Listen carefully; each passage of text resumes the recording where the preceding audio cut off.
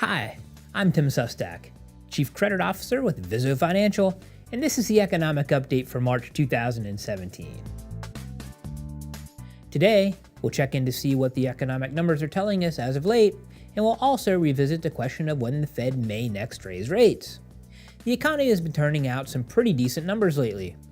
Retail sales for January came in up 0.4% for the month, bettering the consensus estimate of 0.1%. Maybe more importantly, December's number was revised up 0.4 to a gain of 1%. Granted, gas prices have supported some of these gains, but even without fuel, January sales are up 0.2%, still above the consensus estimate. The personal spending number for January did not have the gusto of retail sales and showed a gain of 0.2% versus an estimate of 0.3%. Not a great number, but the first quarter is typically weak for spending anyway. Personal income showed an on-trend gain of 0.4%, and coupled with the continuing strength in the labor market, should keep spending moving forward, although inflation is starting to take an increasingly heavy bite out of income gains. It would be nice to see wages rising faster so consumers don't lose spending power to inflation. Consumers still feeling good though, as evidenced by consumer confidence, which posted a reading of 114.8 for February, continuing its strong uptrend. Though the spending numbers are not as extravagant as consumer confidence readings, inflation is inching up to the Fed's goal.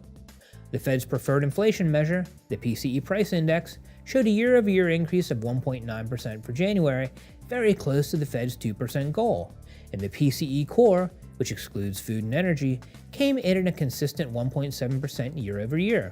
Overall, a pretty good recipe for a rate increase. Wages continuing to rise, albeit losing some ground to inflation, a solid jobs picture, which is boosting confidence, which should continue to promote spending and cause inflation to keep moving upward. Consumers seem reasonably happy, and so should the Fed. A look there after the break. They say money makes the world go round. For a credit union, that couldn't be more true. At PCE Services, we specialize in payments designed to keep your credit union competitive at cost-effective pricing. We'll take care of your electronic funds transfers. We can process all of your deposits. Need share drafts and official check processing? We've got you covered. Don't forget electronic bill payment. We can even help you provide international payments and services. When you think payments, think PCE Services. Welcome back. So, it's early in the year, but right now it looks as if the Fed will start to make good on its estimate for 3 rate increases this year. Why? Well, although some of the fiscal stimulus we talked about last month appears increasingly harder to reach, the economic numbers we just talked about seem to support the case for a rate increase in the near term.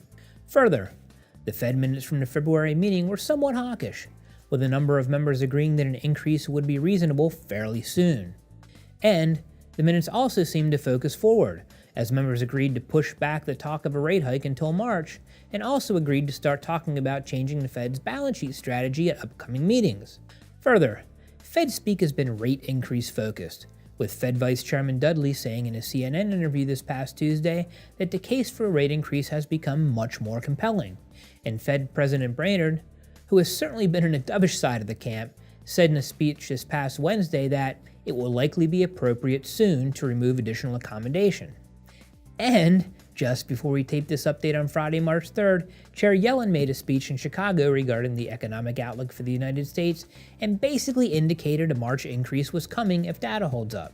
The recent Fed speak certainly gained the market's attention, with the market-implied probability of a rate increase at the March FOMC meeting moving from 52% on February 28th to 90% on March 2nd and to 96% after Chair Yellen's speech. Short of some great unforeseen disaster, it looks like the only thing that could possibly cast it down on a March rate hike is a really poor employment report on March 10th. That's the economic update for March 2017. Here are this month's release dates for some of the more important economic statistics.